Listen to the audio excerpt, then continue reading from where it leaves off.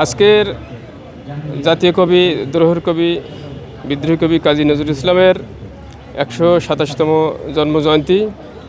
আমরা প্রতি বছরের ন্যায় বাংলাদেশ কংগ্রেসের পক্ষ থেকে আজও এই সকালের আমরা কবির প্রতি শ্রদ্ধার্ঘ নিবেদন করেছি এবং কবির আত্মার মাগফিরাত কামনা করার জন্য আমরা দোয়া করি।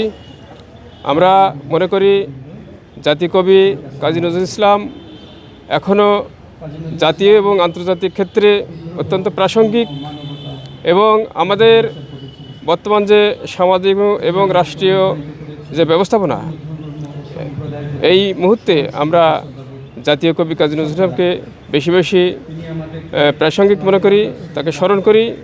উনি যে কথা, যে জাগরণের কথা বলে গেছেন, যে বৈষম্যমুক্ত সমাজ প্রতিষ্ঠার কথা উনি বলে গেছেন, আজও সেটা প্রতিষ্ঠিত হয়নি। জাতীয় এবং আন্তর্জাতিক ক্ষেত্রে আজকের দেখেন গণতন্ত্রহীনতা, বৈষম্য সর্বক্ষেত্রে একটা অক্টোপাসের মতো জেঁকে বসেছে। আমরা কাজী নজরুল ইসলামকে আজকে বেশি বেশি স্মরণ করি এই কারণে যে উনি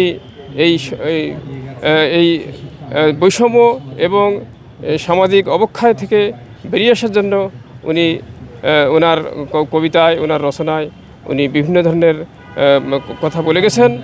আজ আমরা এই ১২৭তম তার জন্মবার্ষিকীতে তার কাছ থেকে আমরা অনেক কিছু এখনও শেখার আছে এবং আগামী ভবিষ্যতেও কাজী নজরুল ইসলাম যুগ যুগ ধরে আমাদের মাঝে প্রাসঙ্গিক হয়ে থাকবেন। ধন্যবাদ।